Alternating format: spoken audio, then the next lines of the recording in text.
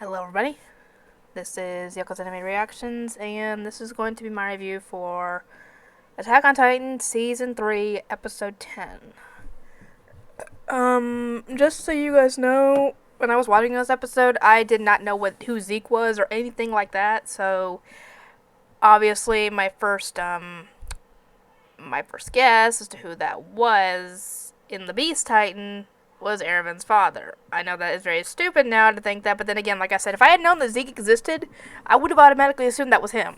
Because, yeah, I did not know. Then again, like I said, that's the part of the reason I didn't know is because I didn't know anything about what it was in future episodes. So, anyway, this essentially is giving us some background on Kenny and the former founding Titan, which I'm assuming was Historia's uncle, I guess, at the time, because he ended up running into him, and they actually ended up becoming, I don't know if I would call it friends? Acquaintances? Something in between that, I guess. And, I guess you could say they were friends. They didn't obviously agree on everything, of course. But they were friends, and I think Kenny was trying to become, like, the founding Titan so he could possibly maybe understand what his friend was thinking in certain stuff, or if he could be a good person by having that power. And obviously he wouldn't be able to have that power because he's not a member of the royal family, so he wouldn't be able to completely have the power of the founding Titan. And we actually find out in this episode that Levi's mother had died when he was a kid of a sickness, and they just left her there, essentially. Not even bothering to check on her to see if she's even alive or not. I mean, good God, even if she was sick, she still needed food and water. Who was going to bring it to her? Anyway, but yeah, that is, Kenny is Levi's uncle. And, he took Levi in and taught him how to use a knife, essentially how to fight. And he's part of the reason why Levi's not very sociable or very good with his emotions, sociable, stuff like that. He's kind of part of the reason he is like that. He's part of the reason why Levi's so good in a fight. Part of the reason, anyway. But I guess Kenny couldn't handle being, even if he's, his uncle, he was kind of like a father figure to him, and he just couldn't handle that, so he up and left.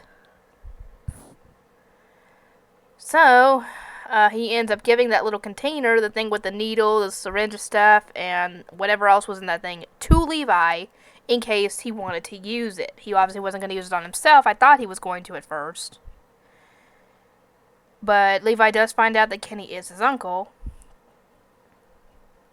And it kind of caught him by surprise, though you kind of should have seen that coming, to be completely honest, because he's got your last name, so he had to be some kind of relative of yours. Anyway, the funny thing is, later on, Historia she actually took Mikasa's offer to punch Levi once she became queen. Although all she did was essentially do this. That's all she did. She couldn't, I guess she was afraid to punch him outright. So she punched him on the arm in like a half-heartedly thing, and I think Levi was just okay with that. But yeah, so now Rhina and Bertolt are now working with the Beast Titan. Though where they're at is, how do they say it? Shiganshina? That's where they're at the moment. They're in Walmaria, essentially. Or rather, they're in the city where this all started, essentially. So, they're looking for something called the Coordinate. I'm assuming that Eren is whatever the heck they're looking for, because they're trying to kidnap him, so... Or maybe it's because he has the power of the Founding Titan inside him, yet he's obviously not royal blood, so... he can't utilize that power. So maybe they're trying to take him with them so they can use that original plan that Historia's dad was going to use and have their own royal person who's of royal blood eat him, maybe? I don't know. Maybe they didn't know about that. I don't know. Either way, they're either after that or they're after him because it's possibly something called the Coordinate. Don't ask me. Maybe we'll find out in season 4 because that's supposed to be the final season.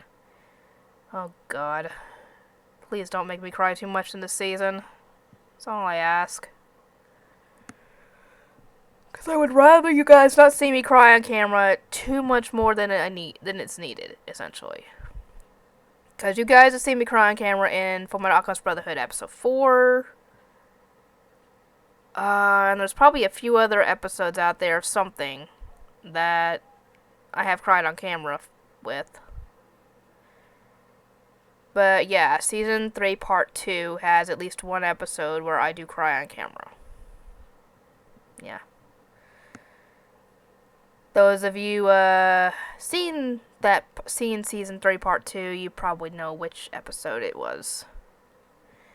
Anyway, so yeah, they're gonna be waiting. I guess they're gonna be waiting for Aaron to get there. As for what's gonna happen when he does, we will find out. Anyway, I hope you guys enjoyed this, and I'll see y'all next time.